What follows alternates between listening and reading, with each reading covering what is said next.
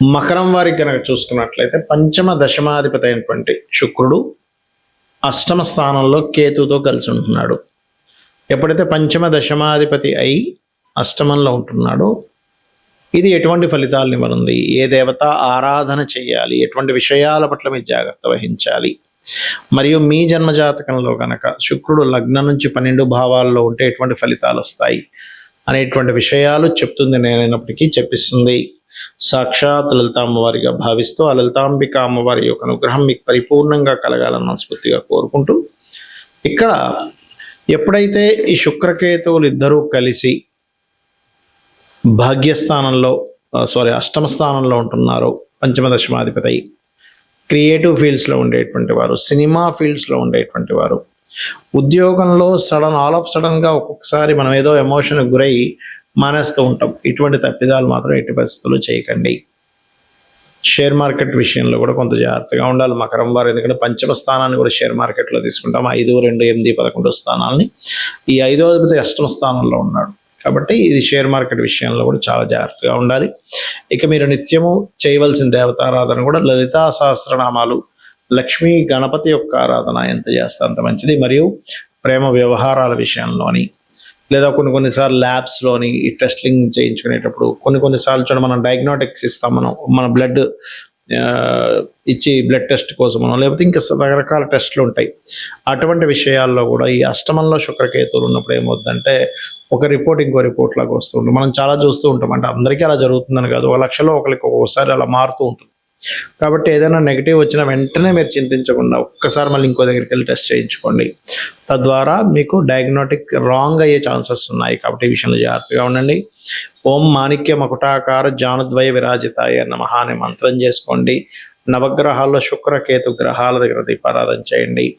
రావి చెట్టు చుట్టూ ప్రదక్షిణాలు చేసుకుంటూ ఒక చెంబులో వాటర్ తీసుకుని అందులో పసుపు కుంకుమ గంధం తీసుకొని రావి చెట్టు కింద ఉండేటువంటి సర్పాల మీద అభిషేకంగా చేయండి. మీకు ఎటువంటి ఇబ్బంది కలగకుండా ఉంటుంది. మనకి ఈ శుక్రకేతువులు ప్రతి లగ్నానికి కూడా అంటే 12 లగ్నాల వారికి కూడా లగ్నం నుంచి 12 స్థానాల్లో ఉంటే ఏమిటి అనే విషయం కూడా ఇప్పుడు నేను మీకు చెప్తాను. శుక్రుడు కేతువు, శుక్రుడు అంటే లగ్జరీ, అదేవిధంగా ధనము, వివాహము, సౌఖ్యము, సుఖము, వీటన్నిటికీ కారకుడు శుక్రుడు.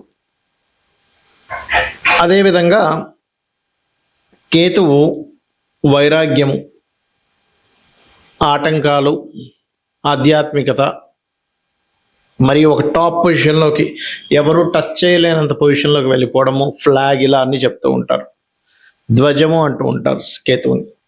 ఇక్కడ ఏంటంటే ఈ 2 గ్రహాల కలయిక ఎప్పుడైనా గోచారంలో జరిగినప్పుడు కానీ మన జన్మజాతకంలో ఉన్నప్పుడు కానీ మనం చేయవలసింది ఏమిటంటే ముఖ్యంగా లక్ష్మీ గణపతి ఆరాధన ఎంత చేస్తూ ఉంటే మీకు ఏ భావంలో ఉన్నా దాని యొక్క ప్రభావం ఉండదు. Point number 1. ఇక రెండవది లగ్నంలో ఉందనుకోండి ఈ కాంబినేషన్, ఎందుకంటే 2 గ్రహాల కలయిక అనేటువంటిది అదొక యోగాన్ని క్రియేట్ చేస్తుంది. యోగము అంటే కలయిక అని అర్థం. మీకు రాశిలో ఉన్నది లేదా ఒక రాశిలో ఒక గ్రహం ఉంది, అదొక యోగం. ఆ గ్రహం పలానా నక్షత్రంలో ఉంది, అదొక యోగం. ఆ యొక్క గ్రహం మరొక గ్రహంతో కలిసి ఉంది, ఇంకొంచెం బలమైనటువంటి యోగం. గ్రహ కలయికలు అనేటువంటిది బలమైనటువంటి యోగాలు. రాశిలో ఒకవేళ శుక్రకేతువులు ఎవరికి ఉన్నా బట్ లగ్నాన్ని బట్టి కొంచెం మారిపోతూ ఉంటుంది దాని యొక్క ప్రెడిక్షన్ ఇచ్చేదాన్ని. కాకపోతే ఏంటంటే ఇక్కడ కొన్ని విషయాల్లో వీళ్ళు కొన్ని మెటీరియల్ లైఫ్ సంబంధించిన కొంచెం లగ్జరీ రిలేటెడ్ వాటి విషయంలో కొంచెం విముఖతగా ఉంటారు వీళ్ళు. అదేవిధంగా వివాహం విషయంలో కావచ్చు, కొన్ని లగ్జరీ రిలేటెడ్, కొన్ని సుఖ సంబంధించిన విషయాలు కొంచెం దూరంగా ఉండే లక్షణాలు వీళ్ళలో ఉంటాయి. అయితే ఇక్కడ నేను మీకు ఒక విషయం చెప్తాను. ఈ కాంబినేషన్ మీ జన్మజాతకంలో ఈ మహాదశ అంతర్దశ మీ జీవితంలో ఉండాలి. ఎందుకంటే అశ్విని, మక, మూల నక్షత్రాలు పుట్టారు, లేదా భరణి, పుబ్బ, పూర్వాషాఢ నక్షత్రాలు పుట్టారు. అప్పుడు చిన్నప్పుడు అయిపోతుంది, చిన్నప్పుడు ఉంటుంది. లేదా ఇవి దాటి రవి నక్షత్రం, చంద్ర నక్షత్రం అంటే కృతిక, ఉత్తరాషాఢ కానీ, లేనట్లయితే రోహిణి, హస్తాశ్రవణంలో కానీ ఇలా తర్వాత నక్షత్రాల్లో పుడితే ఈ యొక్క దశ రావడానికి దాదాపుగా మీకు 90 ఏళ్ళు టైం పడుతుంది. కాబట్టి 90 ఏళ్ళప్పుడు వచ్చిన పెద్ద ఫలితం ఉండదు దానివల్ల. కాబట్టి ఈ మహాదశ ఉందా లేదా, ఈ అంతర్దశలు ఏమైనా ఉన్నాయా, మహాదశ మీ జీవితంలో ఉన్నప్పుడే మీకు ఆ అంతర్దశలు కూడా దాని ఫలితం ఎక్కువగా ఉంటుంది. ఆ రకంగా 2వ స్థానంలో శుక్రుడు కేతు ఉన్నారు. ఆ మహాదశలు అంతర్దశలు వచ్చాయి మీకు.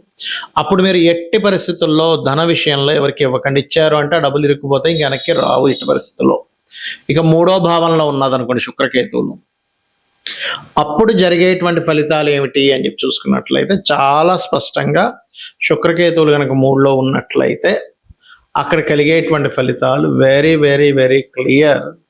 మీకు కమ్యూనికేషన్ రిలేటెడ్ స్త్రీలతోని కానీ ఎవరితోనైనా మాట్లాడుకునేటప్పుడు మధ్యవర్తిత్వంగా ధనం, అంటే ఎవరికో మనం డబ్బులు ఇప్పిస్తున్నాం, మనం మధ్యలో ఉండి మనం సంతకం పెట్టాం చూడండి, మనం ఒక్కోసారి ఈయన సాక్ష్యంతకం పెట్టినందుకు లేకపోతే ఈయన హామీగా ఉన్నందుకు ఈయన కట్టాల్సి వచ్చిందండి అంటూ ఉంటారు. ఎట్టి పరిస్థితుల్లో కూడా మీరు మధ్యవర్తిత్వంగా ఉండకూడదు శుక్రకేతువులు 3లో ఉన్నట్లయితే. అయితే ఒక్కోసారి ప్రతిసారి శుక్రకేతువులే కాదు, ధనాధిపతి పాపకత్తెరలో ఉన్నా లేకపోతే 3వ స్థానంలో ఉండే గ్రహాల చేత అస్తంగత్వంలో ఉన్నా సరే ధనాధిపతి ఈ రకమైన ఫలితాలు వస్తాయి. చాలా లాట్ ఆఫ్ కాంబినేషన్స్ ఉంటాయి మనం మధ్యవర్తిత్వంగా వెళ్ళి ఇబ్బంది పడుతున్నామంటే. అదేవిధంగా శుక్రకేతువులు 4లో ఉన్నారు, పొరపాటును కూడా మీ పేరు మీద ఎటువంటి వాహనాలు గృహాలు ఉండకూడదు. సహజంగానే శుక్రకేతు కనుక లగ్నం నుంచి 4వ భావంలో ఉంటే వాళ్ళు ఎట్టి పరిస్థితుల్లో మెటీరియల్ రిలేటెడ్ సంబంధించిన వాళ్ళ పేరు మీద ఉండకపోతే వాళ్ళు చాలా హ్యాపీగా ఉంటారు. ఉన్నా కొద్దీ ఏదో ఒక ఇబ్బంది అనేటువంటిది ప్రారంభం అవుతూ ఉంటుంది, గుర్తుపెట్టుకోండి. కాబట్టి ఇది కాకపోతే వాళ్ళ ఇంట్లో కనుక అమ్మవారిని నిత్యము పూజిస్తూ గణపతిని పూజిస్తూ ఉంటే అది మళ్ళీ పాజిటివ్గా మారుతుంది. ఒక యోగం అనేటువంటిది కొన్నిసార్లు కొన్ని వాటి వల్ల అది పాజిటివ్గా కూడా మారుతుంది. ఎలా అంటే ఇప్పుడు ఒక వ్యక్తి బాగా చెస్ ఆడుతున్నాడు, చెస్లో బాగా నిష్ణాతుడు, అతను చెస్ గేమ్లోకి వెళ్తే ఆయన గొప్ప వ్యక్తి అవుతాడు, కానీ ఆయన వెళ్ళి మనల్ని క్రికెట్ ఆడమంటే ఆడలేడు. ఎందుకు? క్రికెట్లో ఓడిపోయినంత మాత్రం, క్రికెట్లో లేనంత మాత్రాన అతను ఆ యొక్క జీవుడు ఎందుకు పనికిరాడని కాదు, అతనికి ఏ యోగం ఉందో దేనిలో తెలివితేటలు ఉన్నాయి దాంట్లోకి వెళ్ళగలగాలి. ఈ యొక్క విషయాన్ని చాలా స్పష్టంగా చెప్పేది ఆస్ట్రాలజీ, గుర్తుపెట్టుకోండి. పంచమంలో ఉన్నాడు శుక్రకేతువులు, అలాంటప్పుడు సమ్ టైమ్స్ కొంతమందికి స్త్రీ సంతానం కలగడము, సంతానం దూరంగా ఉండడం, సంతానం పొందే విషయంలో కొన్ని ఇబ్బందులు రావడం అనేటువంటివి జరుగుతూ ఉంటాయి. అదేవిధంగా పంచమంలో ఉన్నప్పుడు ఉపాసనా మార్గంలో ఉంటే, అది కూడా లక్ష్మీ గణపతి ఉపాసనా మార్గంలో ఉంటే అన్ని విజయాలు జరుగుతాయి వీళ్ళకి. 6వ భావంలో ఉన్నప్పుడు ఎట్టి పరిస్థితుల్లో కూడా స్త్రీలతో, ఎందుకంటే ఇది స్త్రీ శాపం కింద చెప్తారు, స్త్రీలతో గొడవలు పెట్టుకోవడం కానీ స్త్రీలతో అనవసరమైనటువంటి వీటిలో కానీ వెళ్ళకూడదు. వివాహం చేసుకునేటప్పుడు కూడా కాస్త జాగ్రత్తగా ఉండాలి, 6లో ఉన్నా 7లో ఉన్నా కూడా. ఇక అష్టమ స్థానంలో ఉన్నప్పుడు వాహనాల మీద వెళ్ళేటప్పుడు కాస్త జాగ్రత్తగా వెళ్తూ ఉండాలి. అతి వేగం అనేటువంటిది అస్సలు పనికిరాదు, గుర్తుపెట్టుకోండి. భాగ్యస్థానంలో ఉన్నాడు, ఎక్కువగా అమ్మవారి క్షేత్రాలకు వెళ్తే వీళ్ళ లైఫ్ అనేటువంటిది మంచి టర్నింగ్ తీసుకుంటుంది. దశమ స్థానంలో శుక్రకేతువులు కలిసి ఉన్నప్పుడు ఏమవుతుంది అంటే వీళ్ళు చేసేటువంటి ఉద్యోగంలో కొన్నిసార్లు స్త్రీ మూలకంగా, అది స్త్రీకైనా పురుషుడికైనా స్త్రీ మూలకంగానే వీళ్ళకి ఇబ్బందులు వస్తూ ఉంటాయి. కాబట్టి అక్కడ ఉండేటువంటి స్త్రీలతో ఎటువంటి ఇవి పెట్టుకోకుండా చాలా జాగ్రత్తగా మీ పని అనేది మీరు చేసుకొని రావడం చాలా ముఖ్యం. ఒక్కోసారి సమ్ టైమ్స్ ఏమవుతుందంటే బాసే స్త్రీమూర్తి అవుతుంది అక్కడ. అప్పుడు ఇదంతా ఎందుకు ఉంటుంది, వాళ్ళేదో పని కట్టుకొని కావాలని చేయడం పక్కన పెడితే వీళ్ళకి యోగం కర్మకారకుడు, అంటే పూర్వజన్మ కర్మ ఉంది, అంటే పూర్వజన్మలో వీళ్ళు ఏదో స్త్రీని ఆ యొక్క జీవుడిని ఏదో అన్నారు, ఆ కర్మ ఈ రూపంలో వచ్చిందనమాట. లాభస్థానంలో గనక శుక్రకేతువులు ఉంటాయి, వీళ్ళు స్పిరిచువల్ రిలేటెడ్ సంబంధించినవి కార్యక్రమాలు చేయడానికి బాగుంటుంది, కానీ ఫ్యాషన్ రిలేటెడ్ సంబంధించిన విషయాలకు మాత్రం ఇబ్బంది వస్తుంది. అలాగే మరొక విషయం ఏంటంటే ఇక్కడ గమనించుకున్నట్లయితే ఇక్కడ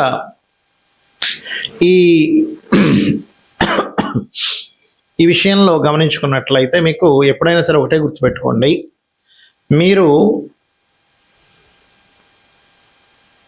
ఈ యొక్క విషయంలో అంటే ద్వాదశ స్థానంలో ఎవరికైనా ఉంది, సహజంగా సింగిల్గా శుక్రుడు ఉంటే చాలా మంచిది, ద్వాదశంలో అన్ని కంఫర్ట్స్ అనుభవిస్తాడు, తండ్రి యొక్క ఆస్తి వస్తుంది, మంచి జీవిత భాగస్వామి వస్తుంది, జీవిత భాగస్వామి ద్వారా సుఖపడతాడు కూడా జీవుడు. కానీ ఎప్పుడైతే మీకు ద్వాదశంలో కాకుండా ఏకాదశంలో శుక్రుడు ఉంటే మంచిది కాదు, ఇది ఒకటి. అయితే ఇక్కడ ఏంటంటే ద్వాదశంలో శుక్రుడితో పాటు కేతు ఉంటే మళ్ళీ మంచిది కాదు. ఎందుకు? అతను ఇవ్వాల్సిన సుఖాలన్నింటినీ కూడా ఈ కేతువు బ్రేక్ చేస్తున్నాడు, ఇది బాగా గుర్తుపెట్టుకోండి, ఇది చాలా చాలా ఇంపార్టెంట్ అయినటువంటి విషయం.